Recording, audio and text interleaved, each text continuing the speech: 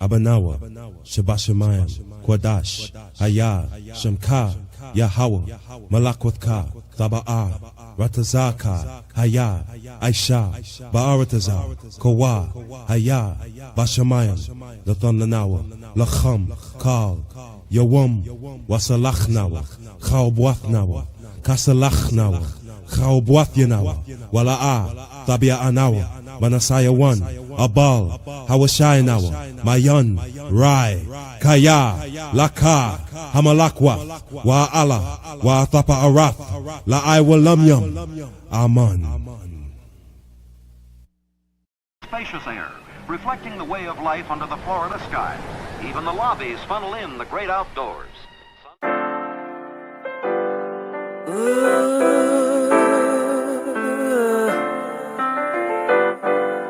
Chosen. I was set apart for God's use. Chosen.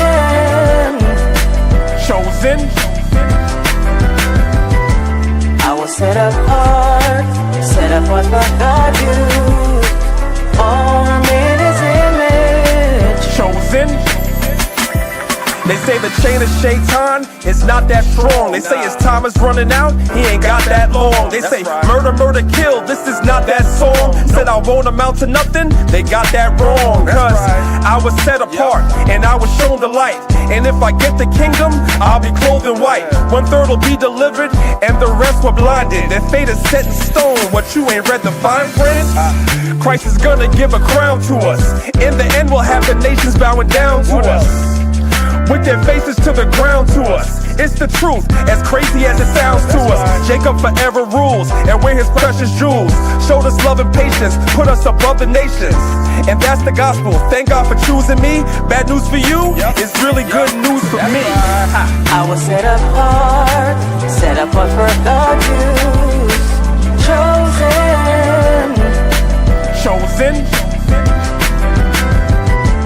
I was set apart for God's use. Formed in His We're not the same as these other image. nations. Let me tell you why. We have a different kind of shine, a different kind of mind. The rhythm's not the same, we're on a different type of time. With a different kind of pace, a different kind of race. The season's not the same, we have a different kind of taste. A different kind of salt, we are so not them. Got my sword and my shield, man, I'm so locked in. And when I came to serve Yahawah, put my whole heart in. So I can't sit calm, I'm no Martin. And that's a reach, y'all, chosen to teach y'all. Every Sabbath you can find us in the streets, y'all. Dear Yahawah, my nickname is Priest, y'all. In the gym, they say that I'm a beast, y'all. Set apart, the nations all hating me. Set a trap, they lying in wait for me. Chris Paul, they don't wanna play with me. But if you love me, I'm asking that you pray with me.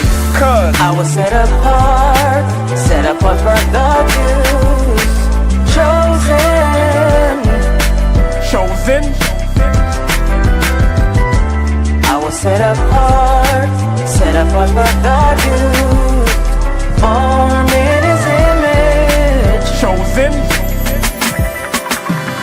And thou art an holy people unto the Lord thy God. The Lord thy God have chosen thee to be a special people, chosen above all people that's on the face of the earth. That's Deuteronomy 7:6. That's you, black and Latin man. Chosen. That's you, black and Latin woman. Yeah. And we the chosen. Chosen.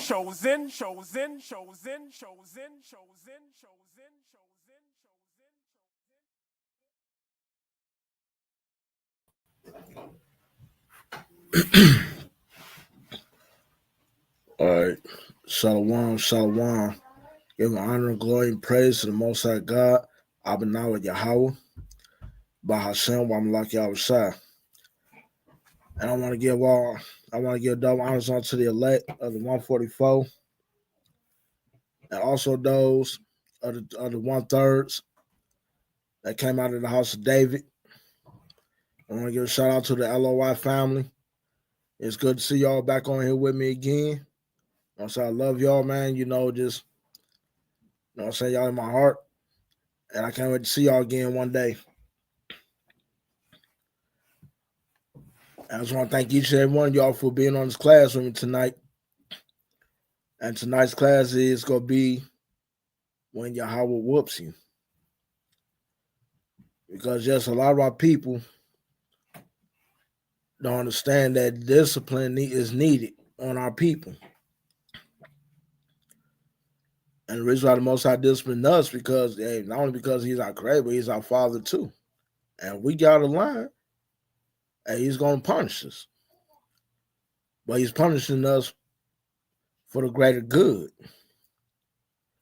Is it that it's going to come for discipline? These guys will be coming because he either wants to discipline you because of something you've done, or he wants to humble you and try to get you to recognize your wrongdoings. And a lot of our people hates to be corrected at times. And some of our people get so puffed up with knowledge or gets prideful. So what he does is say, hey, you know what? Now, hey, man, you're doing too much. Man. I'm going to have to send you down. And they don't tell how that form of correction is going to come. But just know when it comes, take it cheerfully, man. Take it cheerfully. Because why? I mean, yeah, you're going to be upset at it. You're going to be upset for a little minute. But when you somewhere down the line, you're going to look at it later like, oh, now I see why he done it. Because he's doing it also to try to keep you away from those pigs with badges and guns as well. Trying to keep you out of that jailhouse. Or even worse, he's trying to keep you from the grave from your appointed time. Because some people do go before their appointed time. I mean, it's sad and it shouldn't have to be that way, but that's how it happens. Right?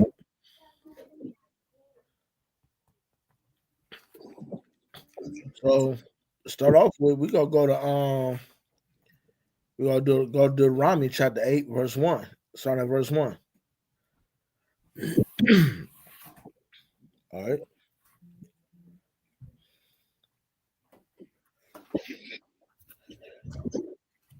It says all the commandments this is Deuteronomy chapter 8, verse 1. All the commandments which I command thee this day shall ye observe to do, that ye may live and multiply, and go in and possess the land which the Lord promised on oath to your ancestors. I see the Most High told us be careful. That means, in other words, we better be mindful of the commandments that these law, statutes, commandments that he gave us at the time in the wilderness. He said, remind ourselves to do them every single day. You know why? To keep us alive. Because we've seen what he did to some of our people in the wilderness. And we know Israel is very hard-headed. Don't like to listen. They hate discipline. That's why the Most High had to wipe out some. And then the Most High had to also get some out the way that was very disrespectful and very ungrateful. So therefore, we got to learn to teach ourselves also to not be a complainer. Don't be complaining all the time. Don't be ungrateful. Because we know how the Most High is about being ungrateful. That's why we be told time and time again, we just got to be content with what we have. Any blessing you can get from the Most High, man, we better just take it and be grateful. But in the meantime, we better remember these laws, these statutes, commandments. I mean, we already in captivity now because of we didn't listen. And they got us. You see what that done for us, right? All because we couldn't stop the idolatry. We couldn't stop the lewd acts. We couldn't stop being spiritual whores. We couldn't stop doing this with this man's wife, or a married woman couldn't stop messing with another married man. We kept stealing and just being hateful towards one another. So I guess Most High got fed up with us, say, okay, you know what? I'm gonna show y'all better than I can tell you. And that he did. He showed us better than he could tell us. All right, let's go to verse 2. And thou shalt remember at the way which the Lord thy God led thee these 40 years in the wilderness to humble thee and to prove thee, to know what is in thine heart, whether thou wouldest keep his commandments or no. So yes, the Most High is going to test.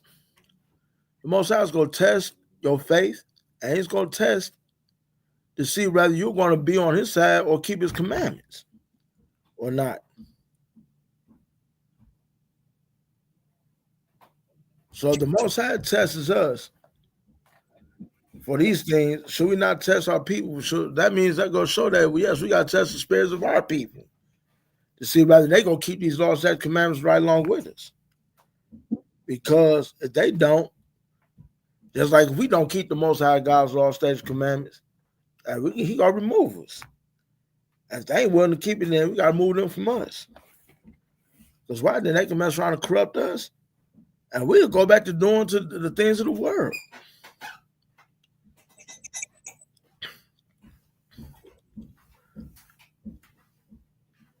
So basically, that's why the Most High, throughout the 40 years, had to test us, had to test many of our people at that time. Because we seen what the ones that did before, that was done, Joshua and Caleb's era. Joshua and Caleb was the only two left from that time. Because they trusted the Most High and obeyed him with all their hearts. But the rest of them was like, man, we should go back to Egypt. Man, they had all the good stuff. We had all the melons, the fish. Everything was just good there.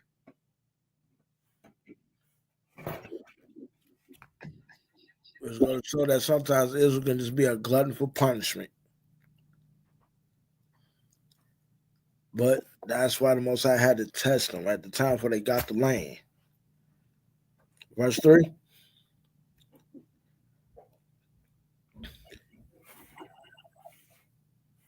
And he humbled thee and suffered thee to hunger and fed thee with manna, which thou knewest not. Neither did the fathers know, that he might make thee known that man doth not live by bread alone, but by every word that proceeded out of the mouth of the Lord doth man live. So that's going to show you that man just can't live off of just substance alone. I mean, just bread and food alone. For every word that proceeded out the mouth of the Most High God, everything back from Genesis up to Deuteronomy, we must live by. And not just only that, but just the wise sayings of Solomon and Sirach, Sirach, all of them. Those things that we must live by. That's how you keep the spirit fed up. That's how you keep the spirit fed every day. Keep them in your minds every day fresh. So that you don't go back to doing the old things you used to do or what our forefathers used to do.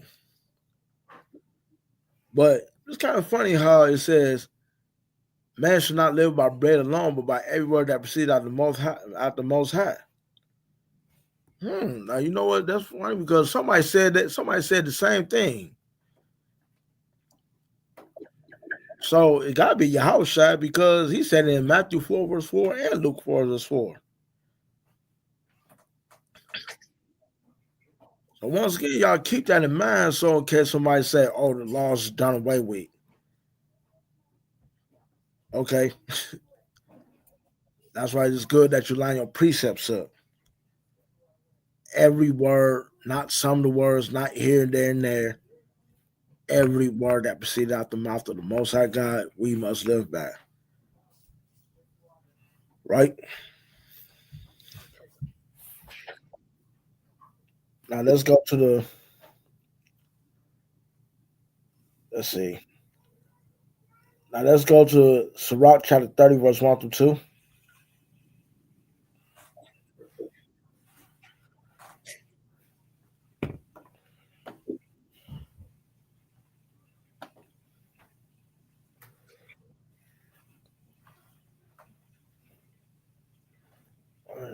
Let me see.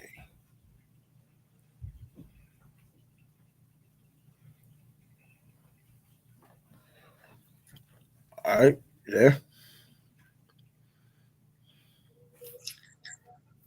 All right, verse 1.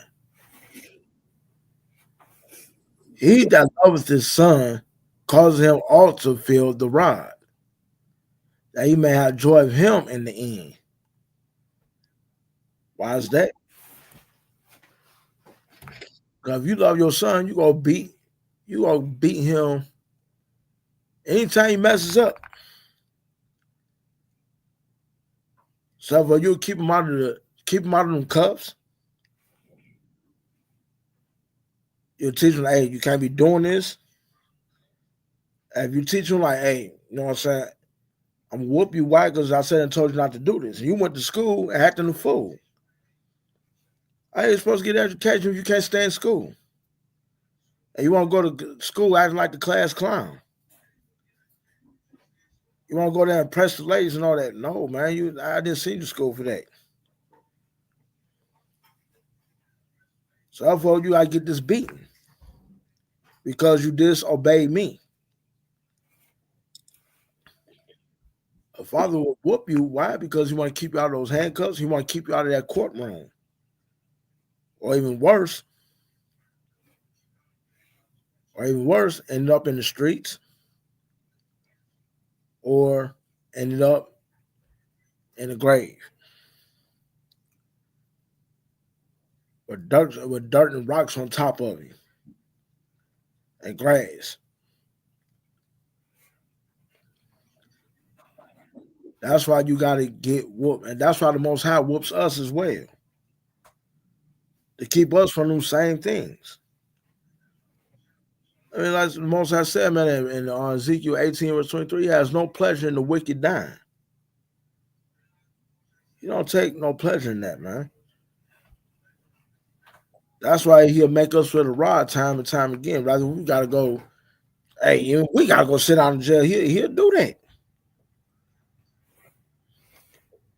If he takes something away from us, he'll do that just to keep us from destruction and to humble us.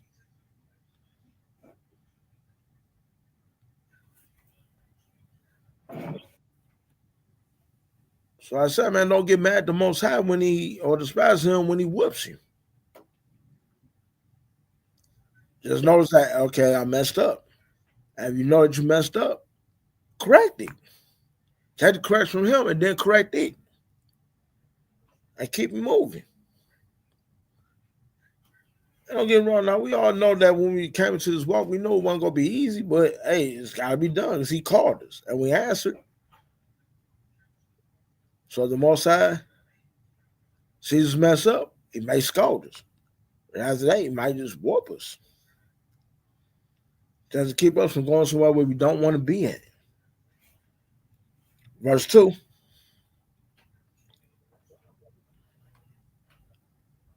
Oh, Salakia. Now, when he said that he may have joy of him in the end, so therefore the father will have joy of not only seeing his son being successful, but he also get to see his grandkids, or maybe even his great grandkids, which would be his reward.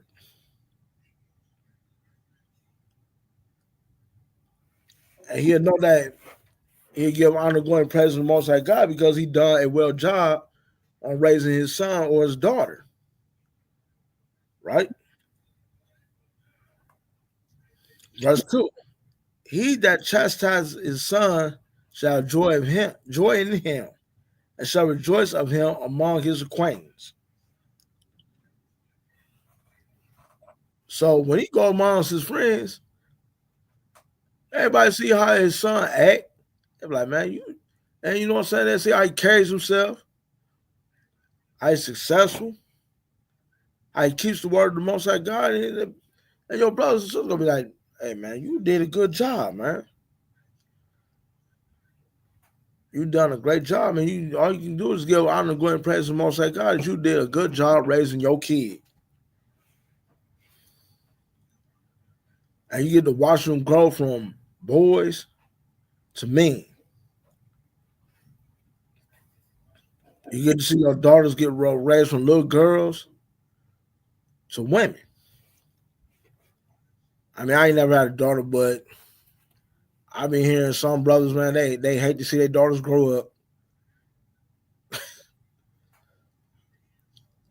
They say they don't like for them to grow up because they too. I know it's like they just want them to be daddy's girls. They want to be a daddy's girl forever. Hey, sorry, but life don't work that way. They gotta grow up and they gotta become somebody's husband. But just be proud that you raised them to be good women. Right? Verse 3. He that teaches his son grieveth the enemy. And you know how Esau, you know how them devils is. They be itching to see our people get put in jail, kicked out of school, end up being homeless, or see them end up getting put in the grave. Well, you teach your son these laws, these statutes, commandments, and you teach and you discipline him when if he messes up, and you keep him on a straight and narrow path, and you keep him on the right path of life. And no crackers hate it, man. They can't stand it. Because you know what? There ain't nothing they can do to him or her. And they don't like it. And that's why your enemies be having to be grieved. Because they can't do nothing against a man that's been well taught. Nothing. And before his friends, he shall rejoice of him. Time and time again, he can rejoice of him in front of his friends. Because you know that his son ain't out here doing no foolishness. He showed him all the rights and the wrongs as a boy, and he took it with him. And don't get none twisted. I mean, sometimes you got some that depart for a little minute, but then when they see that their fathers was talking about and what they told them, what their mothers taught them, then they'll come back like, okay, I get it now. I see why my father or my mother said don't do this, don't do that. So you know, I give double honors onto the fathers out there, man. You know, that's really doing this with their children, the mothers as well. And I know on the mothers, I know it could be a little more tougher when the father ain't in the house, but some of y'all do a good job. I will admit it. So you know, hey, round of applause for y'all. A round of applause for you fathers too, man, because you know you got some bunch of knucklehead Negroes out here. Not just the Negroes, you got some that from every tribe. I just want to lay up these sisters, man, and just want to, and then leave and bounce them when they get pregnant. And don't get twisted. You know, sometimes it's not always their fault either, but at the same time, you stuck around and you've been in your kid's life. You was there to help raising them, right? Now let's go to Proverbs chapter 6, verse 23.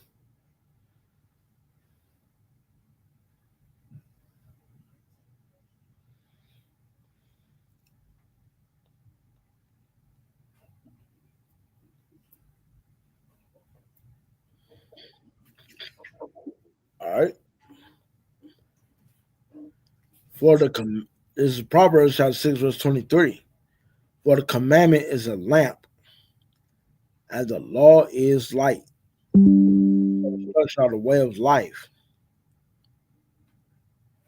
As long as you teach your son these, that's why the Most High said, put these, hang them on your walls, hang them on your doorposts, put them on the door. Because each time that them commandments right there is going to be his lamp, and it's going to keep leading them in the right way. And like the law is going to be lamp under his feet, and it's going to keep them in a steady direction.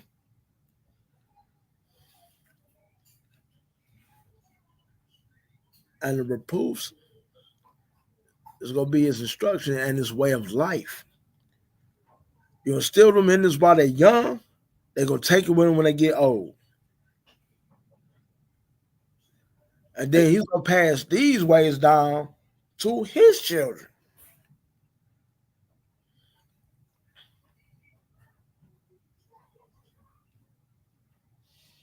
And guess what? It's going to come, and just like the Most High was teaching us these things, say, hey, teach them to your children and teach them on to your children and their children's children. This right here, these all set commandments supposed to be a generational thing. But because we became hard-headed and lost our way, many of us got beat by the Most High. We got disciplined by him, corrected.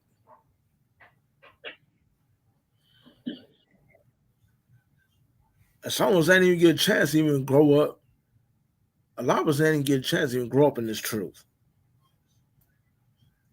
But now that we came to this truth, like as we say in the Most High's appointed time, now we got a chance to grow in wisdom, grow in knowledge, and now we can teach this to our young ones.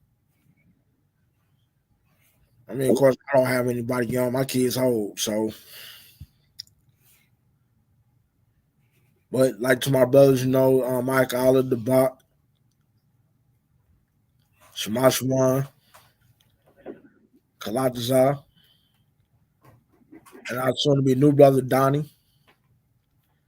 And Issachar, man, they doing it, man. I want to give a shout out also to my God, man, is that, for little D, man, is that little young brother like that, he always, I don't get that man, that young kid his flowers, man, he always getting involved. He always want to read the Lord's Prayer. He always like trying to get involved reading the scriptures and Bible study.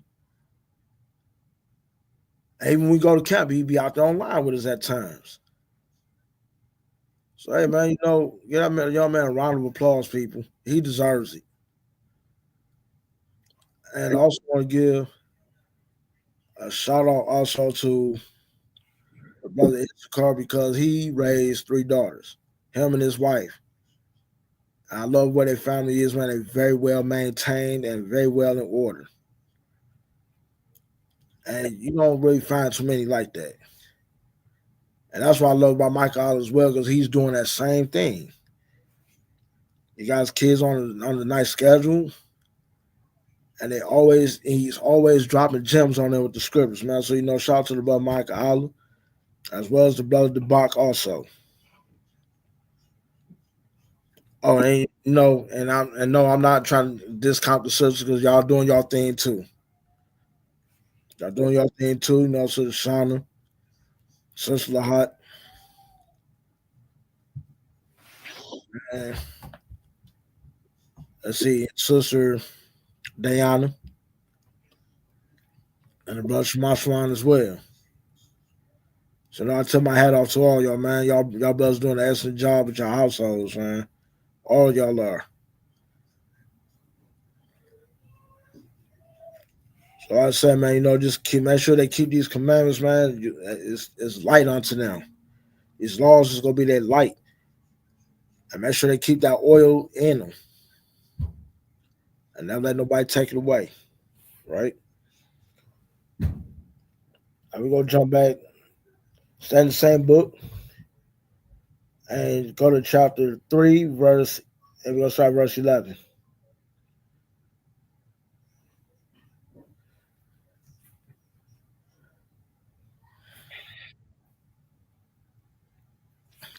My son.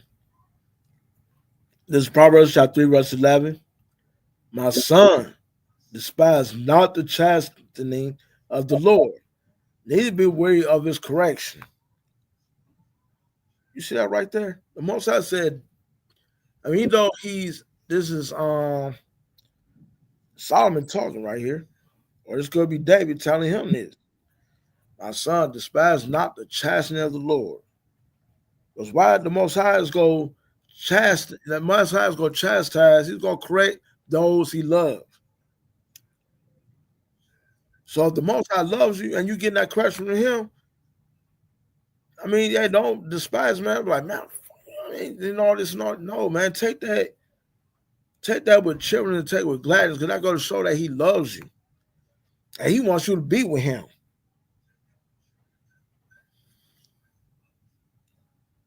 And neither be weary of his correction. Because why? The more times you get corrected, the more wiser it's going to make you. The more wiser you going to become.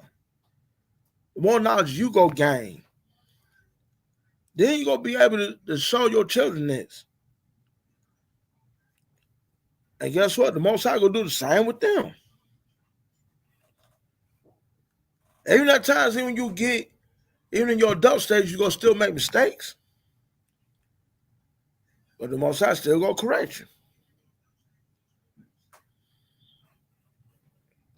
So, hey, man, honor, glory, and praise to the Most High God for this, man. That when he chastises us, man, we able to take it and we don't hate it. And I go show that the Most High God loves us. He wants to make it to that kingdom. He don't want you going to the lake of fire. He don't want to tell you those words, depart from me. Because your iniquity pushed you far from me. Right? Verse 12. It's kind of sluggy. I got you. I'll go ahead. All right, verse 12. For whom the Lord loveth, he correcteth. See that? For whom the Lord loveth, he correcteth. So I gotta show you the Most High loves you when he pulls the belt down on you. Right? You gotta use Esau punk ass or whoever. Or he may do it himself. Right? Read. Even as a father, the son in whom he delighteth. Even as a father, the son in whom he delights. Now, you know how he said about Yahawah, this is my son who I'm very well pleased in. So when you get that correction from your father, you know what I'm saying? Going to show that, hey, I love you. I delight in you because you are a part of me. I don't want to see you mess up. I don't want to see you end up somewhere you don't want to be at.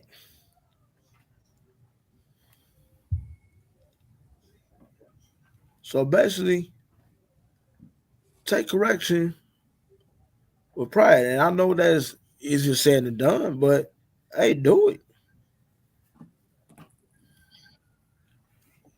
Because it's going to make you better in the end.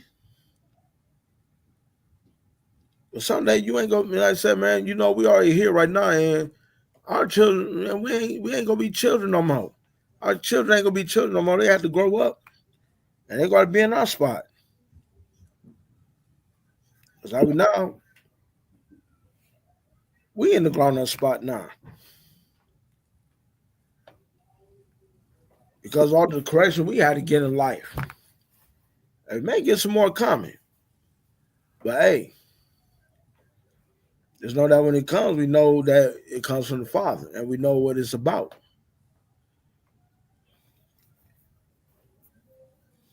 All right, let's go to Hebrews chapter 12, and start verse 5.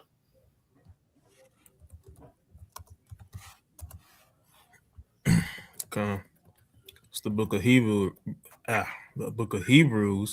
chapter 12, and starting at verse 5. And ye have forgotten the exhortation which speaketh unto you as unto children. My son, despise not thou the chastening of the Lord, nor faint when thou art rebuked of him. I see that saying the same thing. My son, despise not the chastisement of the Lord, nor faint when thou art rebuked of him.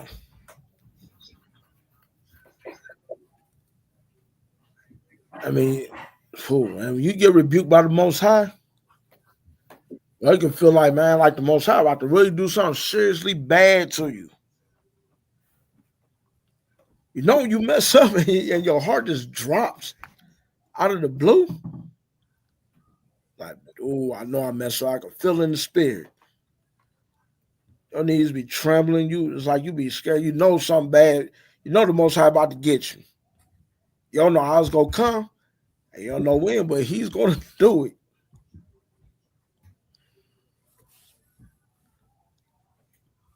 But when it happens, just don't give up. And just don't give up. Just know that it's for your own good. Read verse 6. For whom the Lord loveth, he chasteneth, and scourgeth every son whom he receiveth. Once again, Most High chastise who he loves. And scourges every son who he receives. Just like with your sons. If your sons screw up, they go get dealt with. The daughter screws up, they just go get dealt with. And you may do it just to keep them from making the same mistakes you made.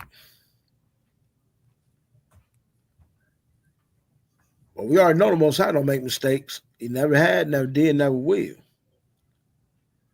If he punishes you because he don't want you to do it again.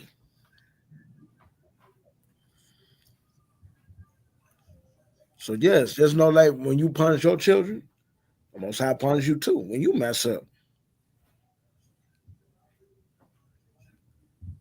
And don't sit there and think that because when you get your butt whooped, don't mean that it comes out of hate, no, it comes out of love. Because I ain't gonna lie, when I was a kid, I used to get my butt tore up. And I used to think, like, man, my damn dad, man, my damn aunties doing, they hate me, man. I used to really think that.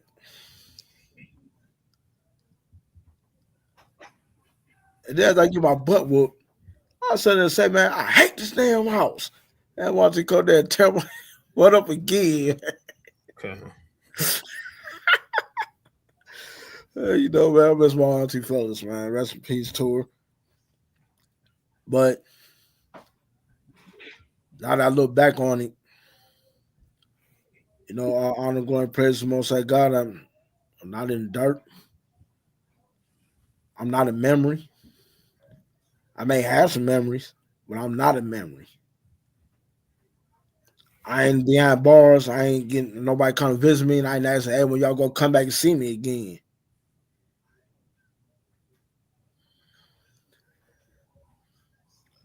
So now I'm thankful for all those whoopings I got. So I honor, glory, and praise the Most High God, and look where he let me at. Because one thing my pops always said, you always, you know what I'm saying, you may have been hard-headed, but at times you was a good listener. And now I'm listening to the Most High now. Right? Verse 7. If ye endure chastening, Yahawah dealeth with you as sons. For what son is he whom the father chasteneth not? Hey, you know what? If a man don't whoop his son when he do something bad or do something really bad or whatever, I know I ain't saying that you gotta beat your child or scold him for beat your child for every little small thing you do. I ain't saying that you gotta pull that belt out, get the extension cord, get a switch off the tree. You ain't gotta do it all the time. But just do it when it's needed. Because if a man sit up here and don't whoop his son, I gotta show that he don't love him. Hey, this generation need it all the time. They need it for every little thing they do. The bar, man, these kids need James Evans, James Evans fathers today. They need the damn parents we had. When me or them A's kids had, man, we had some hardcore parents. Bro, let me tell you, man. That's the damn type parents they need. They need them 1950s parents, when them parents would put hands on you. Mm-hmm. Y'all lie, they're literally dog walking and don't care if you do call police. They'll beat you in front of the police. Okay. Hey, it was to the point with my parents, they like, you can go outside, but if I look out the window and I can't see you, you went too far. You know what I'm saying? Nowadays, these kids, they go do any and everything, man. All at the mall by themselves, which it was crazy. I'm sure you heard about it already. Them kids that was fighting at Fairlane Mall. Yeah, I saw that today. I heard about that, man. You know, a sister had shared on my Facebook page. I'm like, what? A shooting at the Fairlane Mall again? Three kids got killed? Man, these little kids, I'm telling you, man, I said they need them James Evans fathers today. Bro, man, like our parents used to tell us, man, we give y'all an inch, y'all take a mile. You give these damn kids an inch today, man, they'll take the whole damn road and the interstate freeways with it. Okay.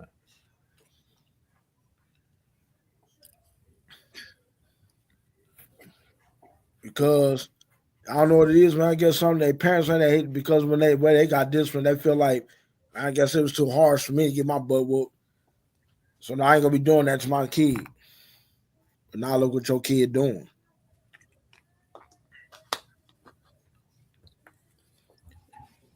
Being more reckless than these than NASCAR drivers out here.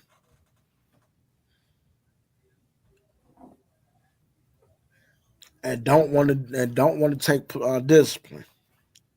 Can't tell them nothing.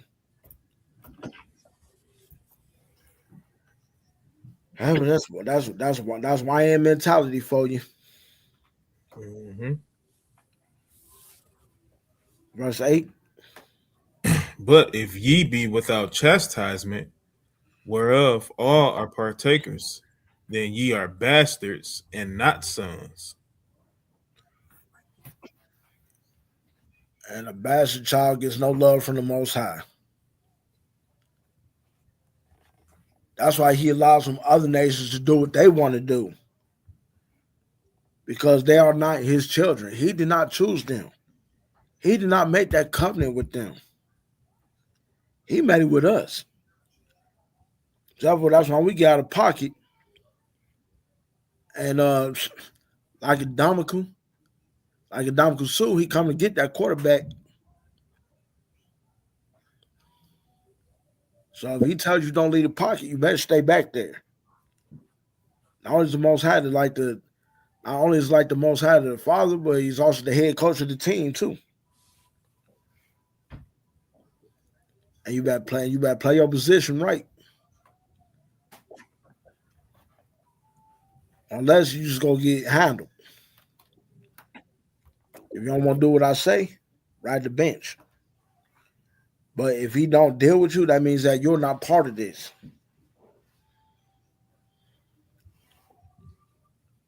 So you'll know if the Most High loves you when he deals with you. And at times he might not do it right then and there, but he'll deal with you later. He'll get you. But if you don't, just know that you are not part of this and you are not part of the 12. You got anything you want to add, bro? Keep reading. All right, verse 9. Furthermore, we have had fathers of our flesh which corrected us, and we gave them reverence. Just like how you did, before class even started. You know what I'm saying? Or that's pretty much how you start any class that you do. You know what I'm saying? You reverence the brothers that came before us. You know what I'm saying? And is walking today's time.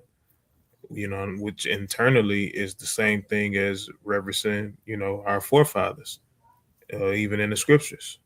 You know what I'm saying? We give them reverence. Moses, Abraham, Isaac, Jacob, Noah, so on and so forth. Right? Go ahead.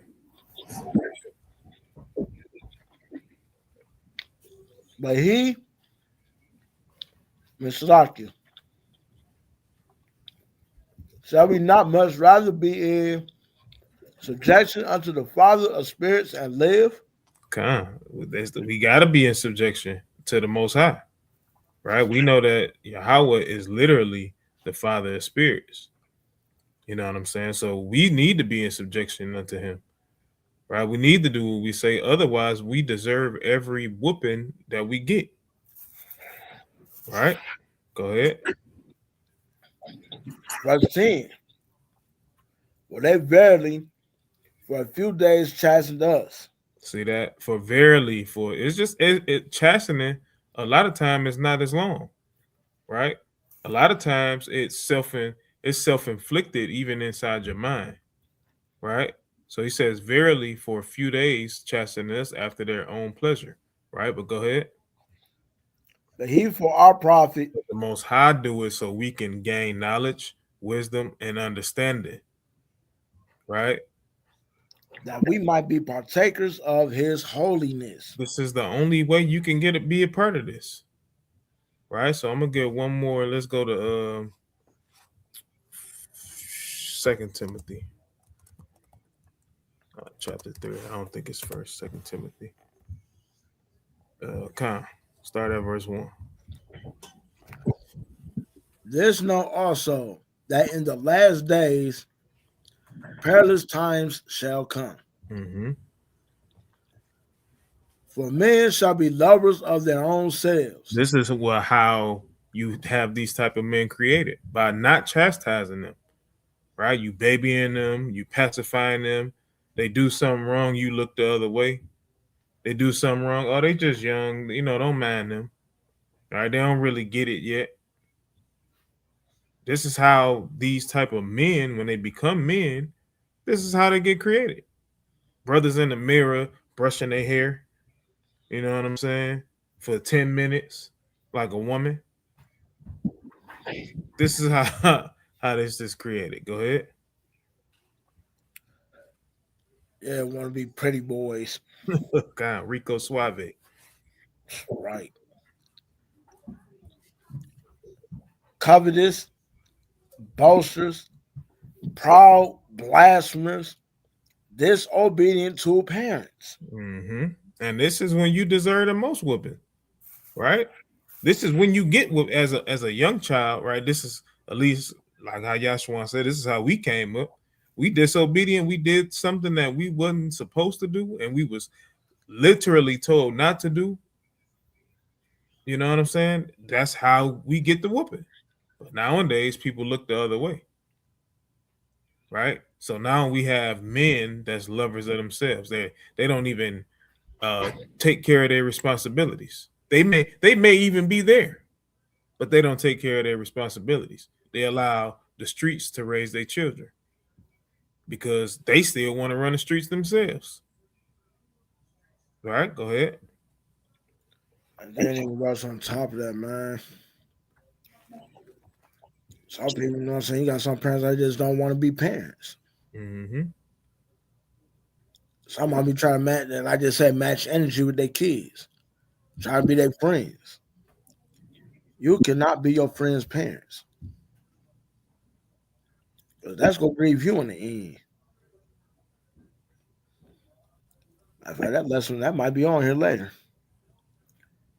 Unthankful, unholy. Keep going. Verse 3, without natural affection, truce breakers, false accusers. And you know what to say? You got a lot of these kids right now that does a lot of this right now today. Mm-hmm. All because they try to be cool with their friends. If their friend lie on somebody, they gonna lie on somebody. That's my dog, man. I'm rolling with him. And that's how you always end up in some type of trouble you don't need to be in. You may get away with it right now. But the Most High say, okay, you know what? Since you did that to him, I'm gonna do worse to you. That's why it says, do unto that person as that person will do unto you. If my word is wrong, forgive me.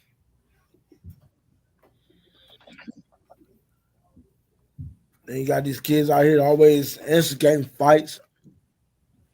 Some people call it truce, and then they be like, man, no, he did this, he did that. Those truce breakers are those people that sit up there and like for example, like two rival gangs, right? They call it truce and say not to bother each other, don't do any harm to each other. You might have somebody that might be in between that, and then get them to go back fighting each other again by spreading some type of rumor or doing something over there, make it look like they did something, make it look like they did it. They go back on again. All right, and let's see, you got incontented, fierce, despisers of those that are good, Come on, keep going. traitors, traitors, traitors. And you got people out here right now. Man, you got these kids out right now, man. That busted kids brain open for $20. Less. They'll do it just because they revere the person that's telling them to do it so much, or they want to fit in. They probably killed these kids probably killed each other for a bag of chips. In fact, I think I seen something like that on the news the other day. Somebody got shot over some chips or a drink or something like that. Right? I mean, like, damn, man. But like they said, only in Detroit. Am I right? Only in Detroit.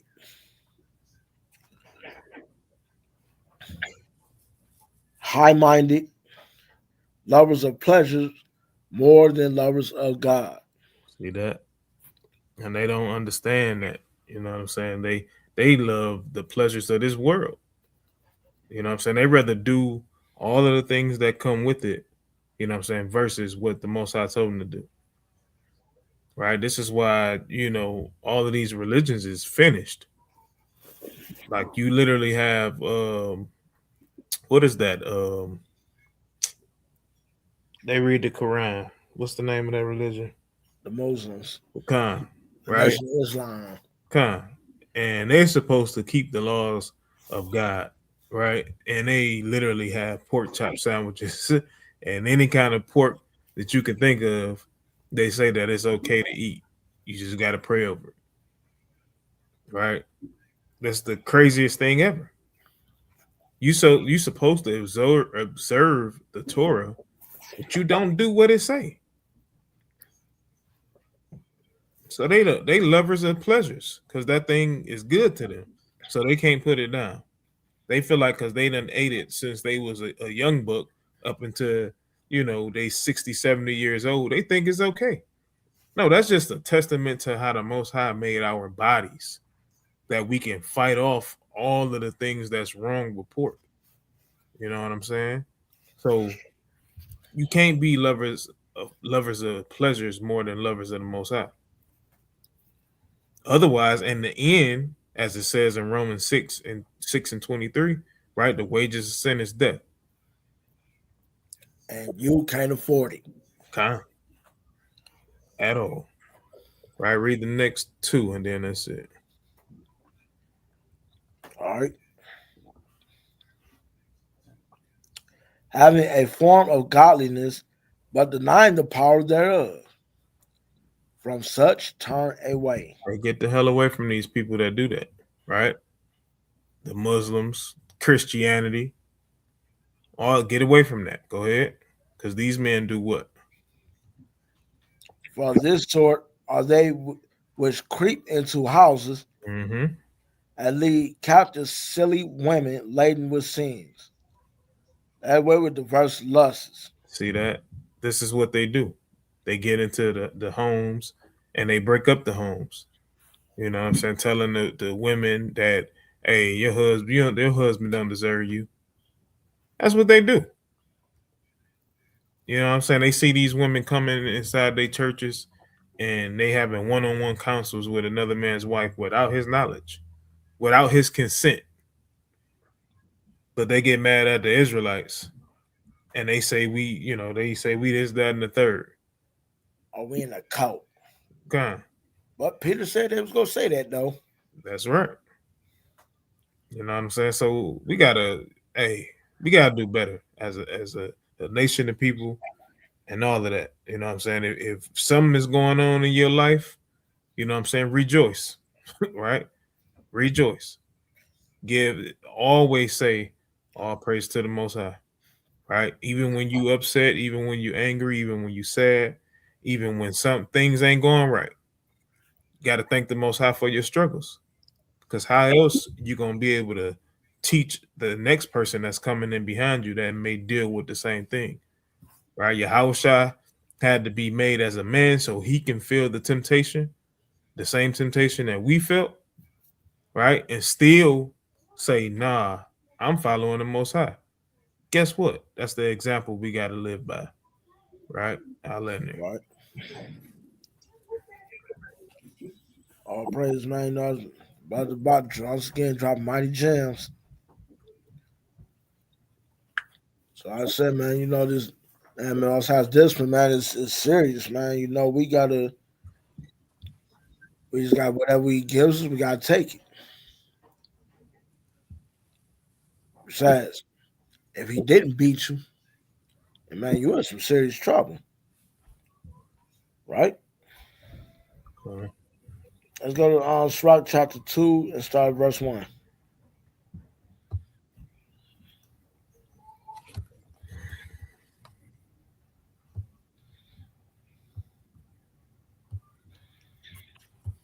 All right, it's the book of Sirach, chapter 2, and verse number 1.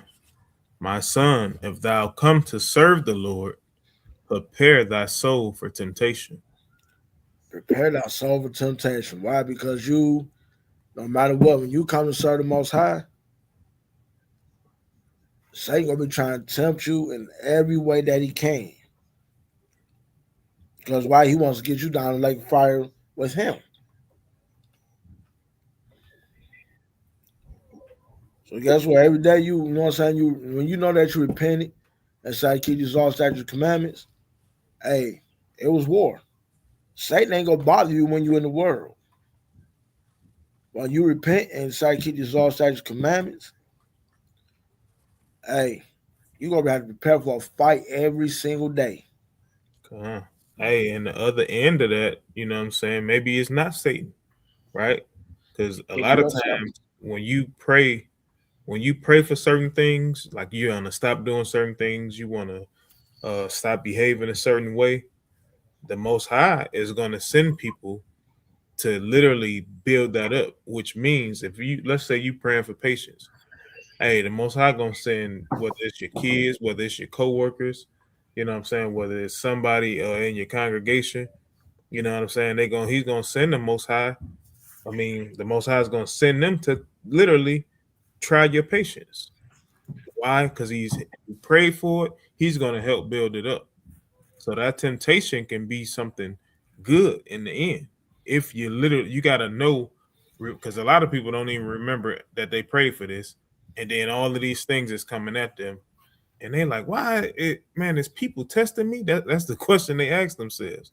Well, guess what? You prayed for something. You think the Most High just going to snap his fingers and you going to have it? Now he can if he choose to, right? But hey, anything worth having, hey, you got to work for it. Con. And that, like brother said, man, it might be something you just prayed for, but you gotta go through it in order to get what you want. If you ask for the Most High, to, you know what I'm saying, like the hey, give me a spirit to be long suffering towards my people. Like Brother Dubois said, you gonna send some people right there that's gonna get on your nerves. You're gonna send people your way to keep testing you, and guess what? You just gonna have to deal with it. You might get them upset at a time. You're gonna be like, why the fuck is this? Why does people keep bothering me, man? Why they keep testing me for, man? My patience running thin. When you say that, you gotta catch yourself like, oh, hold on. I get it now. Okay, so I pray for this. Well, let me go show the Most High. I can handle what I prayed for. So not only it could be Satan, but also be you as well.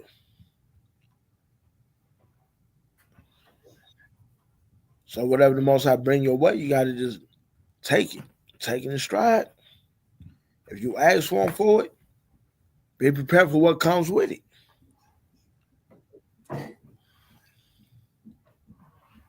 But remember, it's you that's going to have to be the last man standing in the end of it. Verse 3. Verse 2, Slakia. Yeah, verse 2. It says, set thy heart aright and constantly endure. See that right there? Set your heart right. I mean, set your mind in the right place and constantly endure through whatever comes your way. Read. And make not haste in the time of trouble. Now, if some adversity comes your way, don't be too quick to make a bad decision. If you make that bad decision, you messed up. And you're going to pay for it.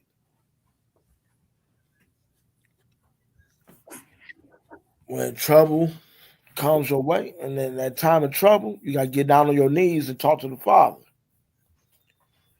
Because why? He's probably doing that to see if you trust him. He's probably doing that to see if you're going to come to him. And come to him and come to him and all your faith and know that, hey, he can get you out of this. He'll show you how to get out of this. Right?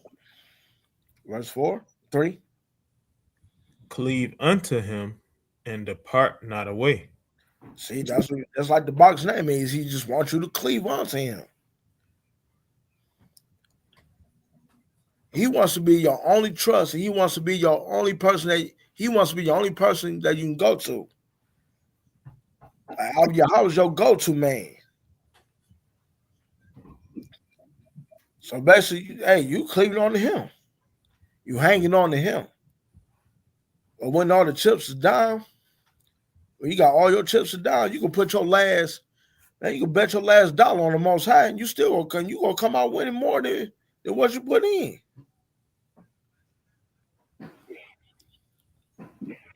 Tell me I'm lying.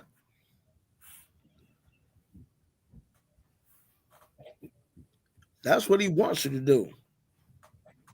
Put all your faith and all your trust in him. So he puts the things so you can cleave only onto him. Read on. Cleave unto him and depart not away, that thou mayest be increased at thy last end. So if you don't depart from him, going back to the world, going back to these other nations, to them other fairy tale gods that can't do nothing for you, it's you that he's going to be increasing. It's you that he's going to be exalting in the end. Verse 4. Whatsoever is brought upon thee, take cheerfully, and be patient when thou art changed to a lower state. Whatsoever is brought upon thee, take cheerfully. Easy, like I said before, easier said than done. But this is why you take it cheerfully. Because the Most High gonna do something even better for you than ever. But he's gonna most likely try to see that if you're worthy of it. That means that hey, you about to be leveled up soon. When the Most High about to level you up, you're gonna go through some things. So hey, take it cheerfully. Take it like, yeah, I know the Most High, but I know the Most High got me. I know I'm about to be leveled up. So whatever you throw at me, I just gotta take it. Read on. Verse 5. For gold is tried in the fire, and acceptable men in the furnace of adversity. Guess what? Gold is tried in the fire. So make sure you don't melt. Make sure you don't break. Make sure you don't change. But when you put gold in the fire, what it does, it changes to a brownish color, right? If it's fake. Yeah, if it's fake. But if you get put to that fire and you come out the same color, you good.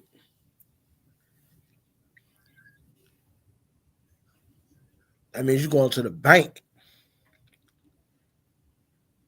Like that song says, ultra pure gold, don't approach the throne. Coming out ultra pure gold. That gold that don't melt and that gold that don't change. So yeah, you're gonna go through some trials. You're gonna go through the trials of life. You're gonna go through it. But guess what? You're gonna come out brighter than ever. And you're gonna come out stronger than ever.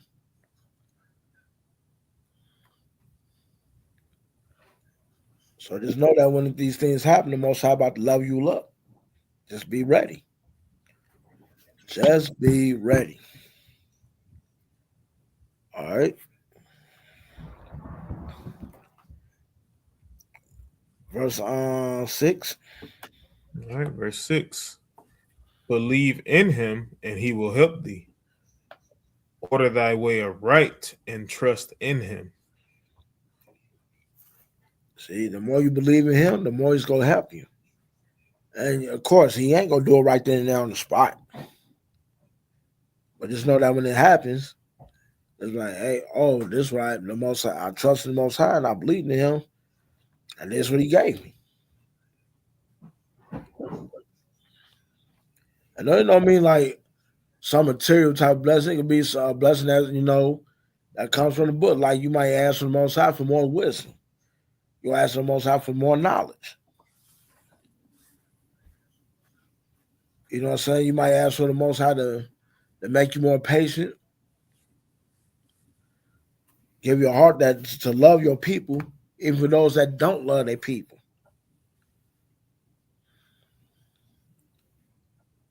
To enjoy fellowshipping more, to enjoy the brotherhood more or the sisterhood. Or he might be asking you, or you might be asking, hey, I want another son or I want another daughter.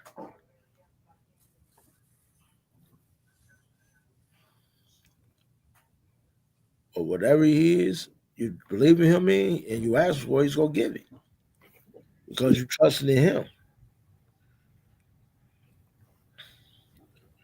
And like I said, order your way right. How you gonna order your way right? Through the first 5 books. And not just reading them and studying, but doing them. Like our brothers in IUIC say, study, pray, apply. Like James said, be ye not only hearers, but doers of the word. Just do it. As Nike say, just do it. All right, now let's go to Lamentations chapter 3. Say that again. Lamentations chapter 3, Okay. starting at verse 24.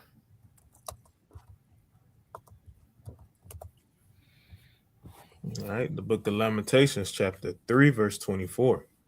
The Lord is my portion, saith my soul. Therefore will I hope in him. Now, we already know what this is about. This is after Nebuchadnezzar came up and took us into captivity because Jeremiah kept warning everybody in Israel just wanted to just be like, you know what I'm saying, to the Most High. What? Man, he ain't going to do nothing. The Most High, man, Yahawah just talking all that noise. He talking all that jazz, man. He ain't going to do nothing. He ain't about that. See, and what happened? Hey, Nebuchadnezzar, go handle that. Nebuchadnezzar came in and, hey, brought them into captivity. Once again, going to show how hard-headed we are. And this is where Jeremiah said, the Lord is my portion. That means the Most High is his all to him. And he's going to keep his hope in him, knowing that hoping that he come out of that captivity one day. And there's even some good people that was in Israel that still had to go to captivity. Matter of fact, if I'm thinking right, Baruch was one of them. The scribe, what was that? Was it Ezra scribe, or was he Nehemiah scribe? Jeremiah. I mean, yeah, he was Jeremiah's scribe. He ain't did nothing wrong, but he still had to go to captivity. But the reason why a lot of the other Israelites had to go to captivity that probably didn't sin, but they did sin, is because they turned a blind eye when they seen their brothers or their sisters going off. It ain't none of my business. But anyway, that's on a whole nother thing. But in this captivity, Jeremiah's putting all his trust and his hope in the Most High, and hoping that one day they get out of this captivity. But read on. The Lord is good unto them that wait for him, to the soul that seeketh him. But that saying is that, you know what I'm saying, you be patient and you wait on the Most High. And they even go for even here in this captivity.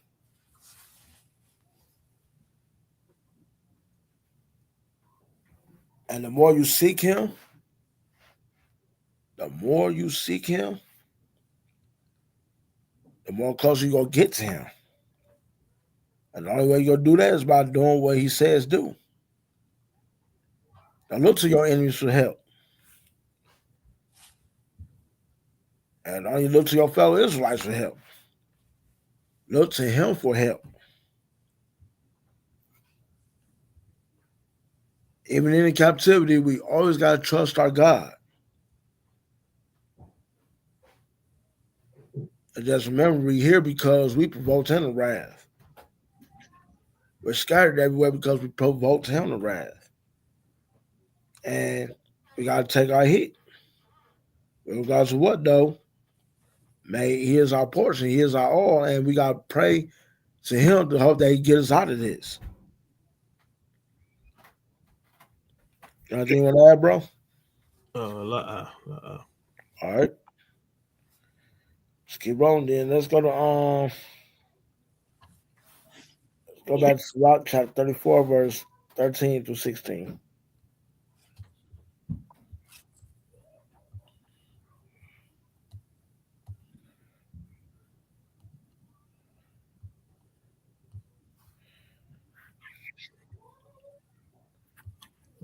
Okay. It's the book of Sirach, chapter 34, starting at verse 13. The spirit of those that fear the Lord shall live, for their hope is in him that saveth them.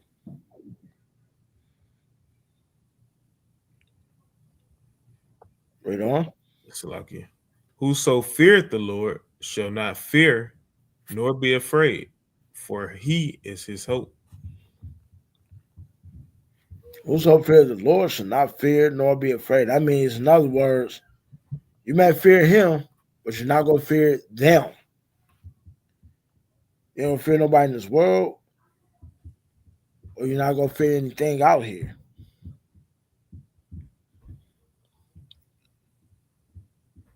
Because why? You know that your God is gonna protect you,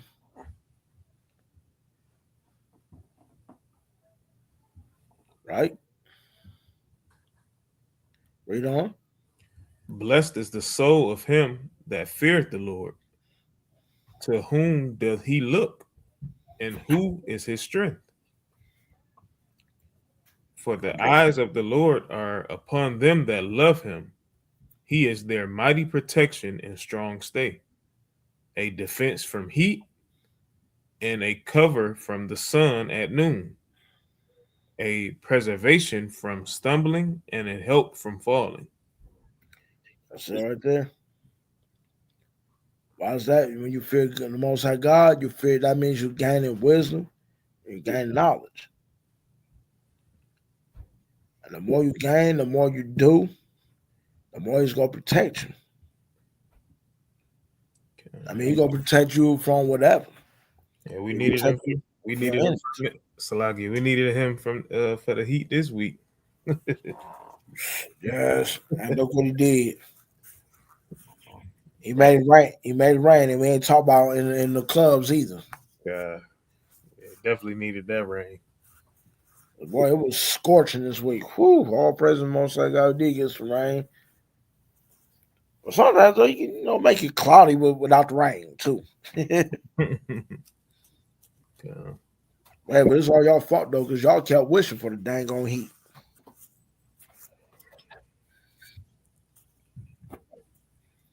Anyway,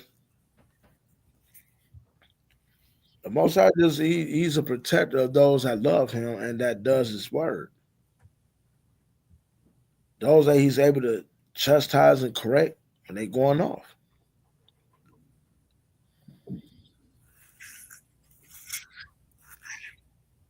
So with that being said, man, just keep on the right path and take your whooping when it comes down upon you. And don't get twisted. Sometimes you might not do nothing wrong, but the Most High might see something in you that he says, no, I can't have this in the kingdom. He can't bring this in the kingdom. When he has to, he just got to take that out of you, right? And like I said, man, he'll preserve you from stumbling and he'll keep you from falling. The more you trust in him, the more you fear him, the more you do his word, the more you trust in him, the more he's gonna keep you from stumbling, the more he's gonna keep you from falling. Right? Let's go to the book of Psalms chapter 34, verse 15.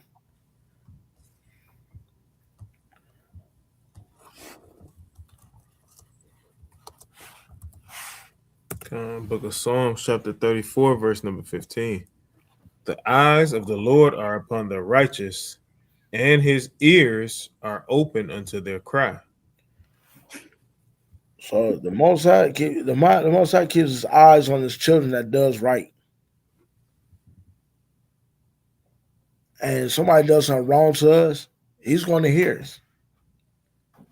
But to that person that done the wrong to us, that'd be one of our own or somebody outside of our nation,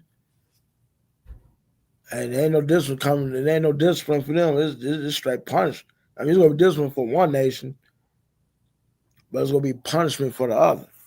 There ain't gonna be no remorseful type punishment either. When the Most High said, "Don't touch his anointing," that's what he means. Do not touch his anointing. You touch my anointing, you will die. It's going to show that the Most High do not play about his children. And these devils going to find out soon enough.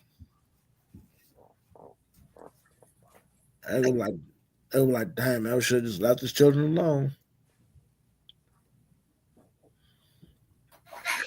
Because we know where the Most High eyes are at, on the evil and the good. but his eyes are also on those righteous people. Right? Jump down to verse 17.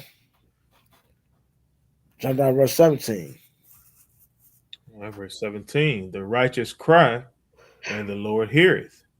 He delivereth them out of all their troubles. See that right there? When the righteous cry, when the righteous like knows that something bad about to happen to them, and they know they haven't done nothing wrong, hey, get on your knees and pray. And we already know what to pray to. Pray towards the east. And the Most High is going to get you out of that.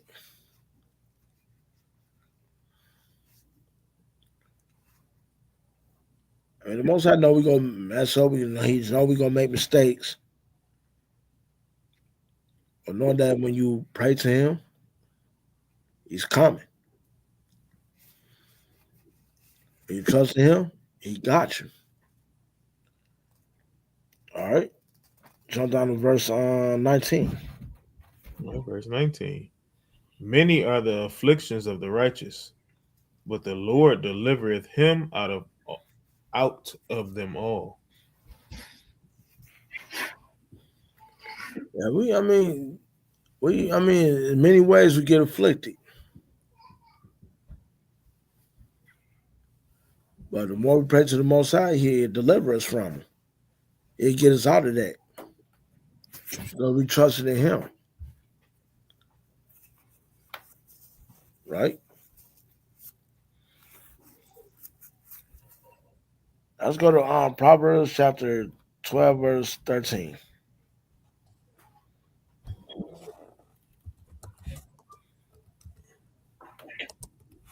All right, the book of Proverbs, chapter 12 and verse 13. The wicked is snared by the transgression of his lips, but the just shall come out of trouble. The wicked is snared by transgression of his lips. Because he don't not keep his mouth shut.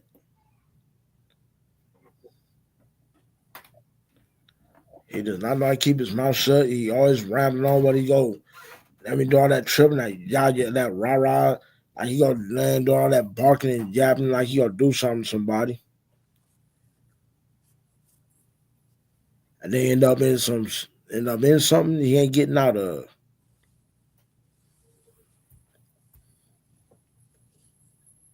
I mess around, put him in the hospital bed because he ain't know how to shut his mouth.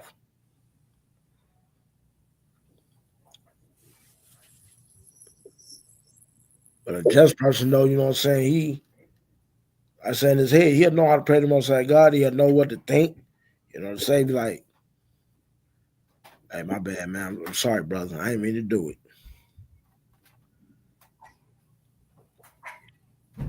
The Most High knows how to get his people out of trouble. A wise man even knows how to get himself out of trouble. Like I said before, a soft answer can turn away strife. And when a righteous man thinks of that, he'd be like, and somebody doing that rah-rah and all that to him, he gonna be like, oh, hey, my bad, I'm sorry, brother. How can we fix this? He'll try to come with a peaceful solution. They don't need for them to be trying to go back and forth, and as you know, the junk escalates. Because out here today, man, you never know what type of day people out here having. So, man, you know, somebody comes to you trip, man, don't be like a transgressor, and you know what I'm saying, and have your lips get you into something that you ain't getting, cash a check that you can't write a check that you can't cash, I mean.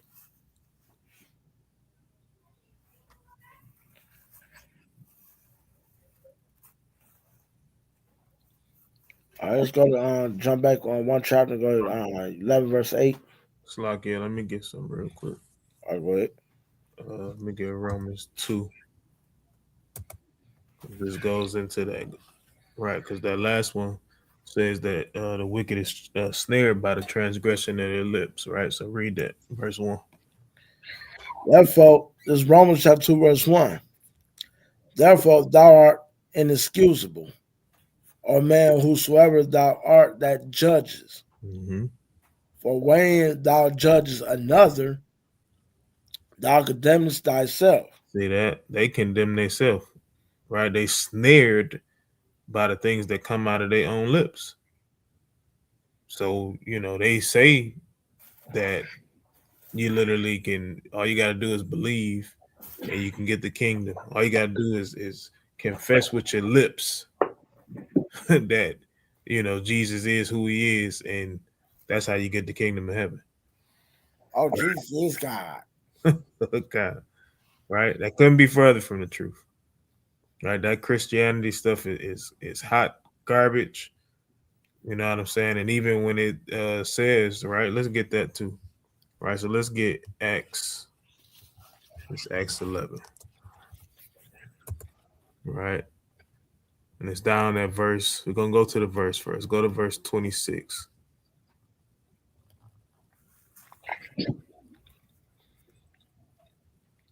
It's the book of Acts, chapter 11, verse 26. And we have found him, so I can read that again. And when he had found him, he brought him unto Antioch. And it came to pass that a whole year they assembled themselves with the church and taught much people. Mm-hmm. And the disciples were called Christians first in Antioch. Now, everybody in the world. Disciples were called Christians first in Antioch. The disciples, right? Which were who? The Jews. Which came from where? Judah. It's not no converts. It's not people in today's time. The disciples were called Christians. And we know what the disciples represented, right? They walk with Yahawah. So Yahawah taught the laws, disciples taught the laws. The people that teach laws are called Christians. This Christianity that our people is in, right? It's hot garbage. And you know what? I bet you not only know blockheads don't even know where the hell Antioch even that. Even worse, don't even know who it was named after. Right. You go to a Christian right now and talk about, you point out, see, Christian, this is 7 Christian. No, it does not. Look what it said. The disciples were called Christians. And first of all, I'll be like, first of all, who is Antioch named after? How did Antioch even get his name? And I bet they sit there and look crazy at you like, man, what the hell is he talking about? Yeah. Hey, I just thought about this. Right. And I sent it to my email just in case I was going to play it. Right. So let me go here. Right. Just a small little video. Pretty sure you done seen it scrolling Facebook. All right. Yeah, it's it right there. Just a little small snippet, right?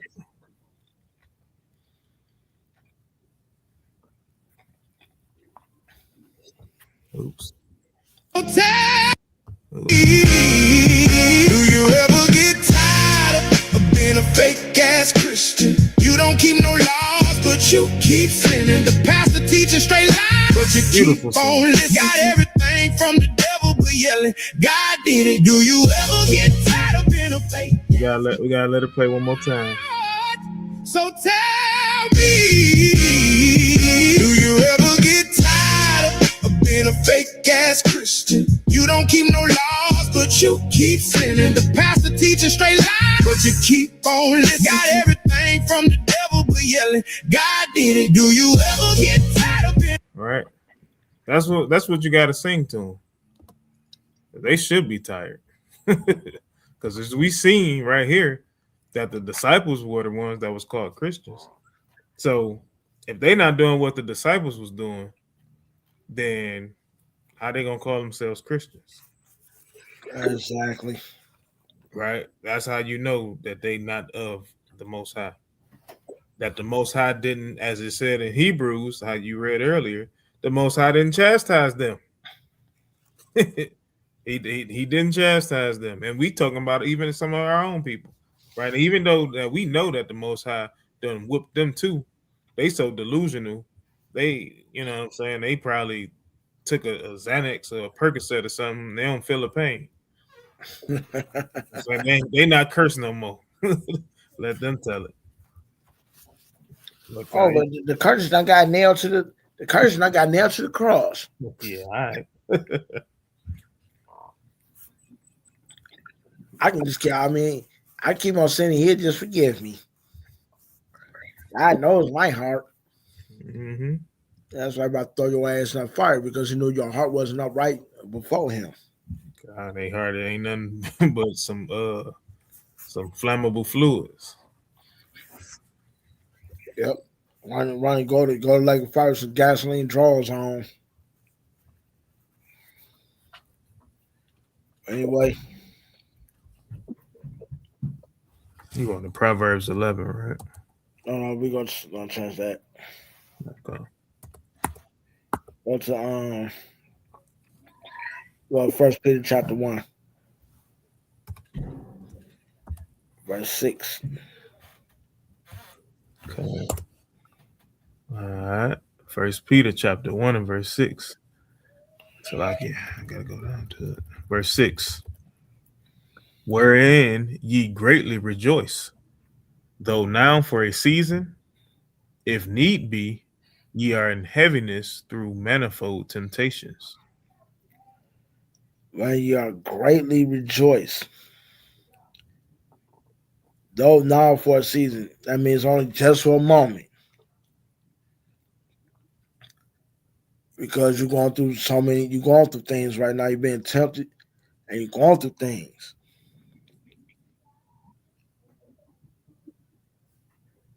The reason why you're in heaven is because you feel like you know what I'm saying? You be like, damn, I got it. It's like, you know what I'm saying? You feel like you can't overcome it. Okay.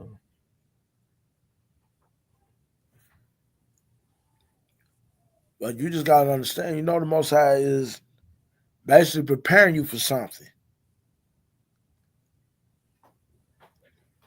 So therefore, whenever you're going through these many temptations, and don't let your heart be heavy. Don't feel like you ready to give up. Don't be weary for nothing.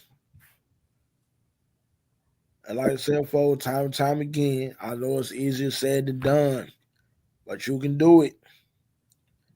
Read on, verse 7. That the trial of your faith, being much more precious than of gold that perisheth. Oh, you see right there? Huh. That your trial of your faith. Your faith, like I said, your faith is worth more than anything on this earth. See all the money the quarters and all that stuff, man. That's just temporary stuff, man. That money, man, that's toilet paper. But your faith, that man, you got faith in the Most High God, you better stand on that thing, man. That's worth more than anything. The Most High loves a faithful person. Y'all know it says in the book of Corinthians, where it said that he loves a cheerful giver. Yes, he does. But he also loves a faithful person. He loves a faithful person and willing to give you anything of your desires if you remain faithful unto him. Read on.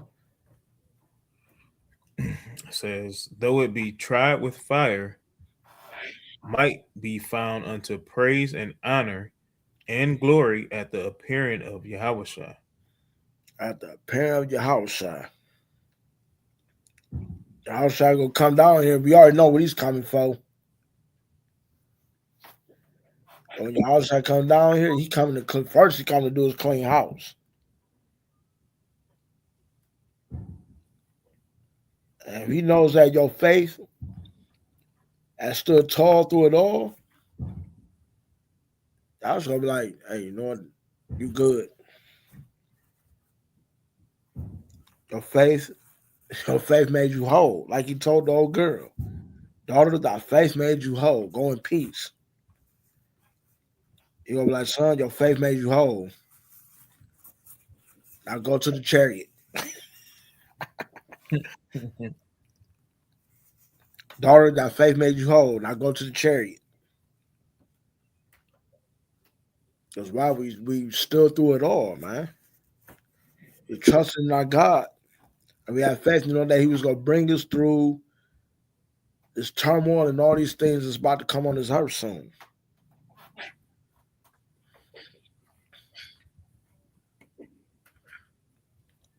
And you know what I'm saying? We know when that time comes, we know that's when your faith really about to be tested.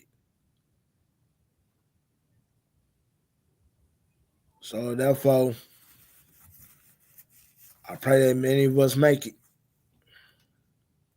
I pray that many of us make it in that day. So therefore, while we got time right now, we better be building our faith, not only in ourselves, but amongst one another as well. And that was a good time to do it.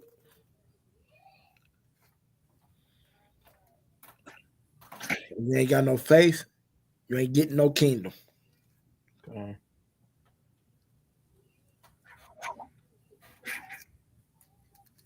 All right. Let's go to Job 42, verse 1.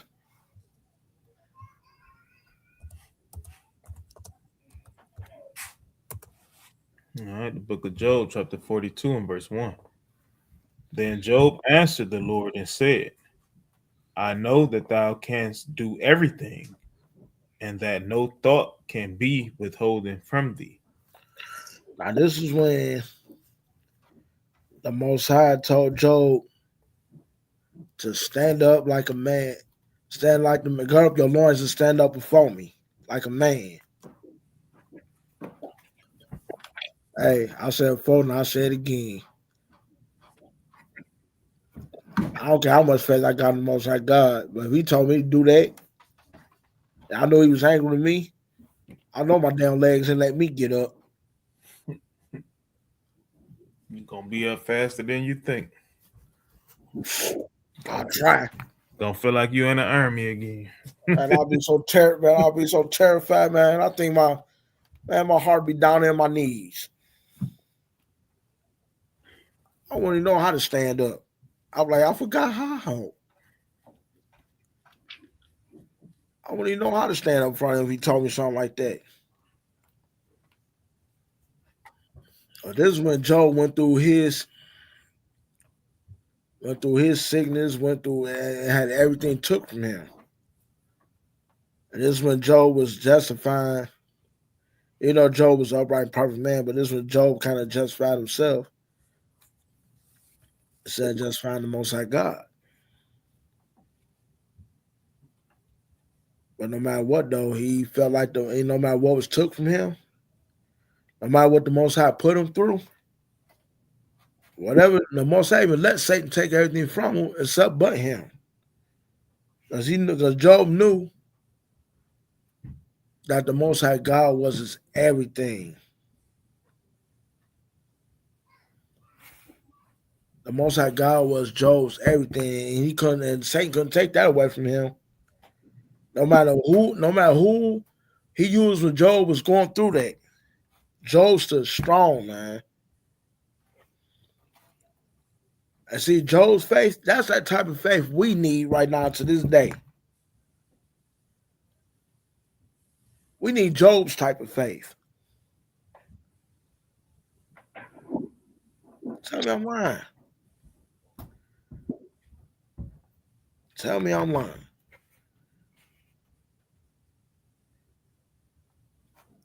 Job done went through it, man. He really went through the fire.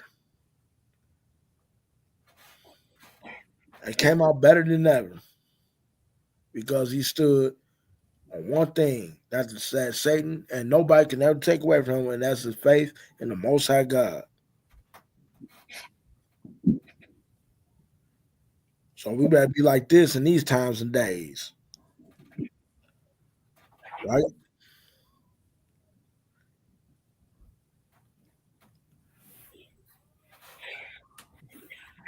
All right, let's go to Jeremiah chapter 32, verse 17.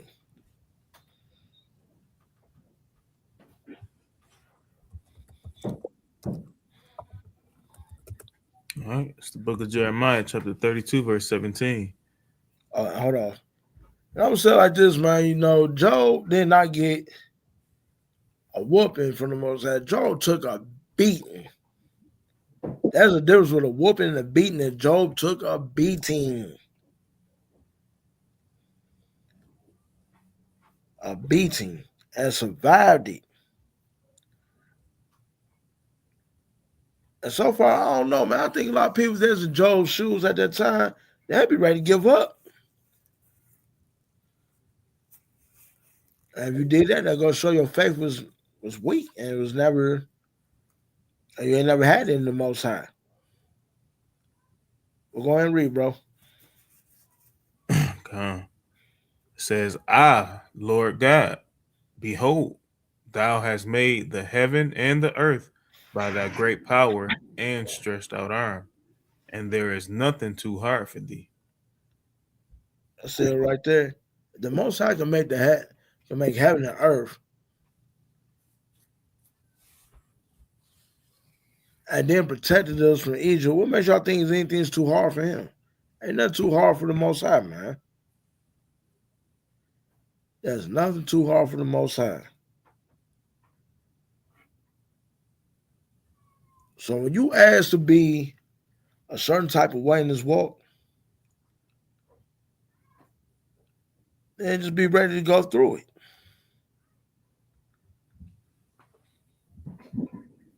I said, man, we got an almighty and powerful God, man. What could be what's hard? What's hard? What can he not do?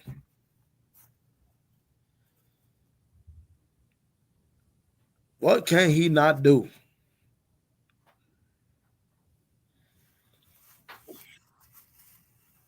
I jumped down to verse 27. Verse 27. Behold, I am the Lord, the God of all flesh. Is there anything too hard for me? And you see, y'all heard out his own mouth. He said, I'm the God of all flesh. And there's anything too hard for me? No, it's not. Right?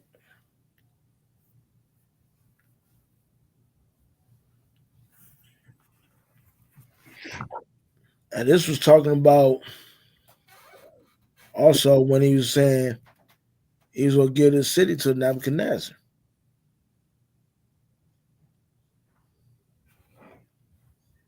And Jeremiah tried warning them. He tried warning Israel.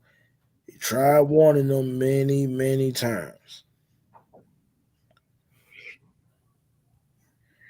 But our so-called family, the Jews, did not want to listen. They didn't take his warning seriously. And most of them, all right, bet.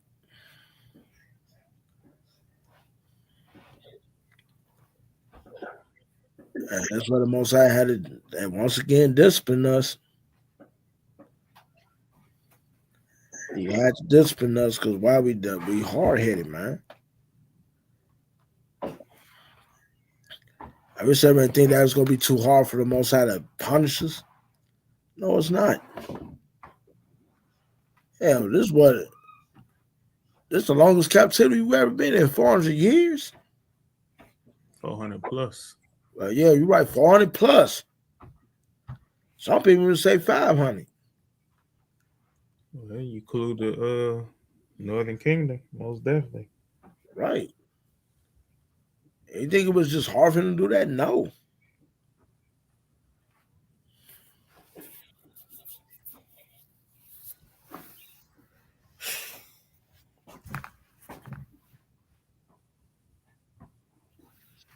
Well, 400 years, 400 plus years, I mean, 500 may say like what, 5 days to him, whatever.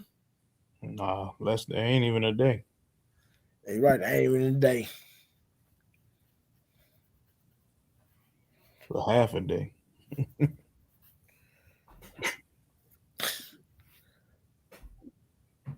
All because we was just being hard headed and didn't want to listen.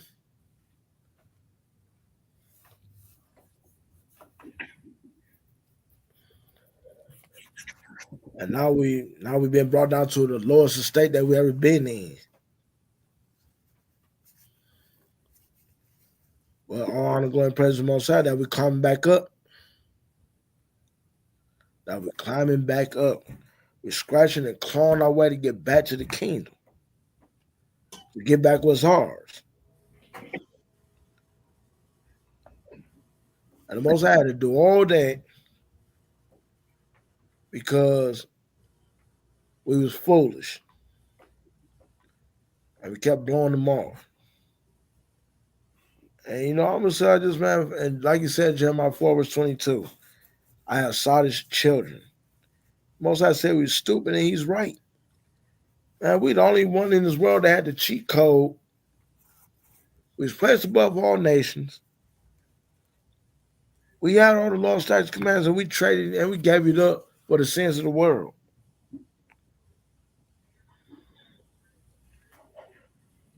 And Most High kept disciplining us. He kept punishing us. He kept bringing us down low. But this time, man, right now, unless the Most High got fed up and said enough is enough. So now it's about to be like, this time I ain't about to even keep whooping these badass kids. I'm going to just keep 1/3 of them that wants to keep my law, statutes, commandments.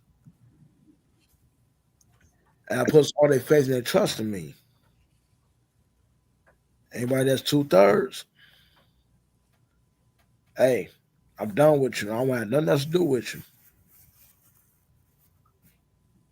So I pray and hope that there don't be nobody in LOI that ends up like that. Or hell, even my brothers in HOI, JLT, the ones in IUIC, man, all of us, man. I pray that we all get that together. The next discipline is the lake of fire. And there's no way, and you ain't getting out of that one. That is a forever punishment. All right, I'm gonna bring out 2 more. And then we're gonna be done.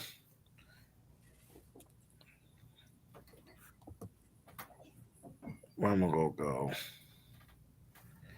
I just go back to First Peter. Did I read First Peter chapter 4, verse 12, 13 earlier? All right, let's go there. All right, it's the book of First Peter, chapter 4, verse 12. That's right. Okay. Beloved, think it not strange concerning the fiery trial which is to try you, as though some strange thing happened unto you. But rejoice inasmuch as ye are partakers of Yahawah's sufferings, that when his glory shall be revealed, ye may be glad also with exceeding joy. I said right there, beloved, thinking not strange concerning the fiery trial. Yahawah had to go through it. Yahawah went through it. Paul, Peter, all the apostles done went through it. Even some of the prophets went through it. So I don't think it's like, man, like out of the blue, like, hey, man, what the hell's going on? Why am I suffering like this? No, this is what we have to go through. This is a trial that we have to go through in order to get back to where we need to be at. So when we see Yahawah come back and we withstood it, hey, man, we're going to be blessed. We're going to be happy. Because we withstood all the fiery trials that we went through. And like I said, folks, the Most High is something in you that the Most High don't want you to take to the kingdom, and you're going to go through it. So therefore, it can get out of you. So it can come out of you.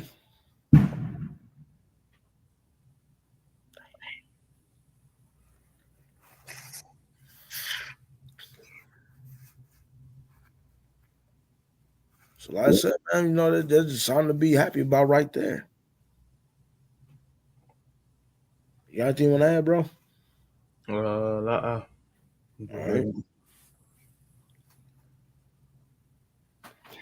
All right, last one. Let's go to Romans chapter 5, verse 3 to 4. All right, it's the book of Romans, chapter 5, starting at verse 3. You want to start at verse 1? Yeah, you can do that. Verse 1. Therefore, being justified by faith, we have peace with God through our Lord Yahawah, by whom also we have access by faith into this grace wherein we stand and rejoice in hope of the glory of Yahawah. And not only so, but we glory in tribulations also, knowing that tribulation worketh patience. Say it right there. The more tribulation you go through, the more patient you become. Because the Most High, he'll do that to you because he'll be like, no, you ain't ready for it yet. And the Most High probably could have brought us back home a long time ago, but he's seen that a lot of us weren't ready yet. He's seen that our people was not ready for the kingdom yet. So therefore, right now, we got to still go through even certain our own personal tribulations with our people. We got to go through it. Mm-hmm. The more we go through it, the more patient we become. Read on. And patience, experience. And experience, hope. And hope. See that? Go ahead. Patience works into experience. And the more experienced we become, the more wisdom that builds up with it. Experience and wisdom goes hand in hand because you've been through it already. And when you've been through it and you endured it, then you can help the next person go through it. And they could be like, damn, how do you know how to do this? Because I done been there. And that's what tribulations do. Tribulations goes into patience. Patience goes into experience. And your experience goes into hope because you kept your hope and knowing that the Most High will bring you through it.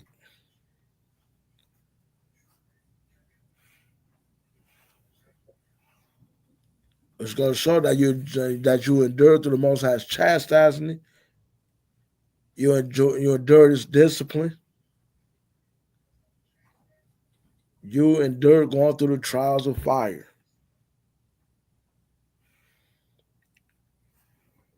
And then you could probably be hope.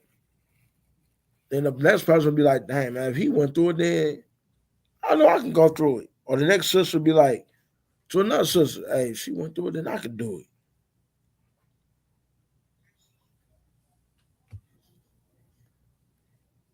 Right?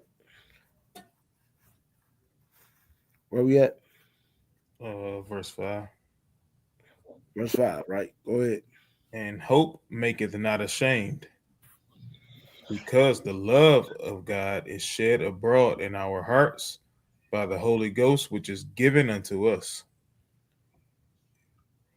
I see that? Because we hoping our God will never make us ashamed of nothing. Because it's going to show that we love our God.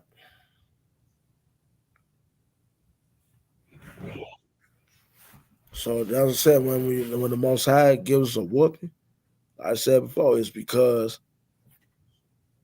you want to get something up out of you. It's like because he's trying to discipline you, or he's going to try your faith to bring you to that trial of fire. But whatever you get that whooping, like I said before, man, just take it. Don't give up. Don't be like, man, the hell with this. The Most High called you for a reason because He wants you. Not saying that He needs you, but He wants you. And he's trying to keep you from going places that you don't want to go, where he don't want you at. Same thing you do with your children. You do things to them to keep them from going where you don't want them to go.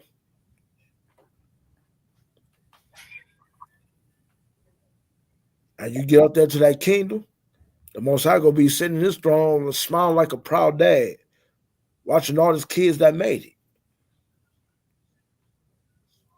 Yeah, I got that from Nas, but hey, it works.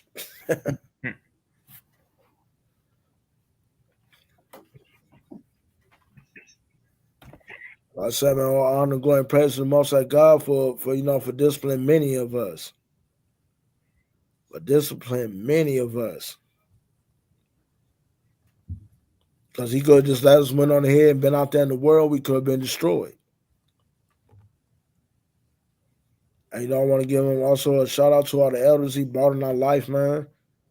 Those who went out there in the 70s, like from the 70s, the 80s, and the 90s, man, went out there preaching the truth. And they could have lost their life for it, but they didn't. Well, except for one, which was Elder Bivens, Abba Bivens. Because he was destroying the doctrine of those damn Muslims, and they couldn't handle it.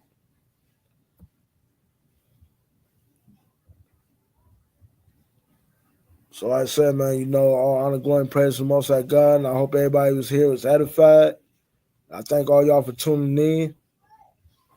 Kwam Yasharala. Kwame Yasharala. Of course, most definitely a couple things. First, just bringing, continuing awareness to the second annual Detroit Fun Day, right, for friends and family, mainly, for the children. Of course, it's 15 per household, 10 for a single adult that want to bring their kids or whatever the case may be, or you just want to bring yourself. We're doing a 50-50 raffle, which is, $5 a ticket. I'm not sure of the breakdown. I think last year we did like a first, second, and third prize. But I know the sisters can give more detail on that. You can get that detail, if you RSVP, which, we want everyone to RSVP by the 19th, at minimum. You can Cash App that, or if you RSVP, just let us know that you're going to pay in cash. But so that way we still have a proper head count, of, how much food that we need to get. Of course, it's, Bible trivia, talent show, fun and games. We have musical chairs. It's going to be a good time, y'all. It's going to be a great time. Oh, and add on to that, yes, the talent show. There will be a talent show for the kids. For anybody that's, let's see, well, at least for the young ones, I say for up to 5 years old to 9 years old. And yes, the brother Yashawan is giving out a cash prize. And I love the kids, and I want to see how talented they are. And we also going to do one for the Bible trivia as well. So it'll probably be for a little bit for the older kids. So for all you kids out there, you youngins out there, I better brush up on y'all studying. And y'all better know this, and that. Place, genealogy, geography. Study. Study. Because this is going to be a nice little cash prize for y'all. So the study, and for all you young kids out there that got talent, hey, get to practicing. I look forward to seeing all the grown-ups there, and everybody and all the kids coming out and having a great time. Oh, and also we don't forget about the Lighted Up Living Noise Unity Camp, Okay, I got which it is right which is next week, from 1 p.m. to 9 p.m. on the 11th of July. The camps involved is Lions of Israel, Yahawah's Law Keepers, Vanguards of Israel, Jacob's Lost Tribes, Army Yahawah, and the House of Israel. So man, we're going to be out there getting our rebuke on, our edification and correction. So come out and support the brothers. And yes, the sisters will have drinks out there for us. Come out there and meet, and if you're a sister out there, you see them, come out there and meet the sisters. And if you're a single brother, come out there and support the brothers and meet them as well. That's all I got. Hey, all praises, man. Definitely some, good things coming, for us. Most High putting us in position to do certain things. So got to give him all the praise, honor, and glory. To Wild Blessing, you know what I'm saying, as usual. You know what I'm saying, you bringing it out straight from your spirit. And anytime that happens, we know that it's of the Most High. You know what I'm saying? So all praise to the Most High, y'all. Y'all enjoy y'all Sabbath day, because I know I am. All right, it's been a long week, we know, because of the heat. Me personally, I seen Sis Rose say early she loved the 90 degrees. I hate it. I can't stand it.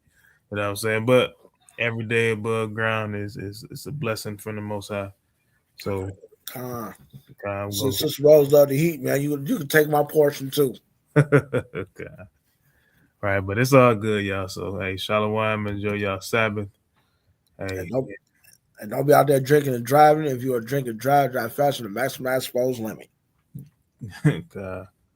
Right, and don't forget to tune in, tomorrow 10 a.m. Priest class. If you don't know any history on the wicked 4th of July, y'all definitely tune in. Whether you can check it out in the morning or catch the replay, later in the day, so just be on the lookout for that. And don't be going to your people's house trying to get a plate either. Okay. All right, y'all. Shalom. Shalom.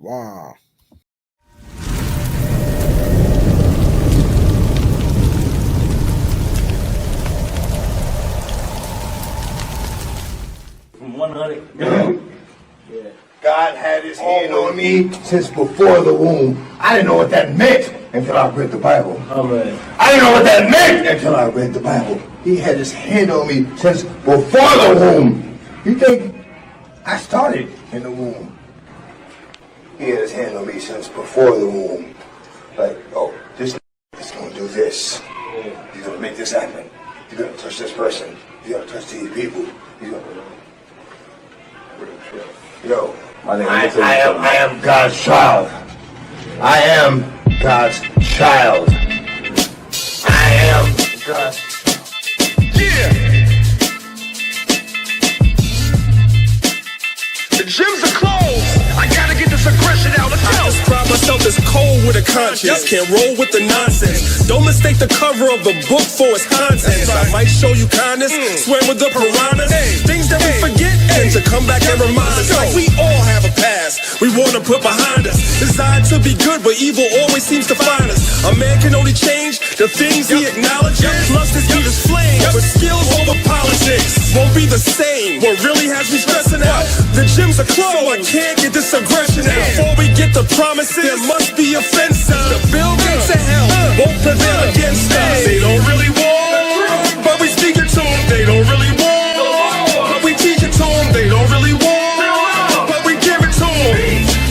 We got the whole package, baby. They don't really want, but we speak it to them. They don't really want, but we teach it to them. They don't really want, but we give it to them. We got the whole package, baby. Say my prayers. Thank God for blessing me. My life's an open book. Could that be why they're testing me? Maybe everything I do is done out of necessity. Stock is on the rise. I think you should invest in me. It's not strange. I'm money like blockchains. Except the things in life that I cannot change. Chant down Babylon. Payback is coming. I ain't LeBron James. You thought I came back for nothing? The game is canceled in the blink of an eyelash. Flow is sick. Grab your N95 mask. The new normal. It gets even scarier. All black and white, there is no gray area. Plain as day, we got the whole package, baby. Competition, their rhymes are all average. And that's my 16, nothing else to say, y'all. 5G raps, find me under the radar. They don't really want, but we speak it to them. They don't really want, but we teach it to them. They don't really want, but we give it to them. We got the whole package, baby. They don't really want, but we speak it to them. They don't really want, but we teach it to them. They don't really want, but we give it to them. We got the whole package, baby. Bounce. The gyms are closed. I gotta get this aggression out. Let's go. I'm from the city, they say never sleep. People you can never please. Words of blue checks that Twitter gives celebrities. Sometimes it's commercial, sometimes herbal remedies. Guaranteed to be 100 like centipedes. I claim my innocence, although innocence. I ain't perfect, I'm trying to cleanse my innocence. Not alone, I'm assisted by some instruments. And when I'm done, I'm on to doing bigger things. No holes barred, take no prisoners. Aim for the sky, potential is limitless. Before we get the promises, there must be a fence. The Bill Gates of hell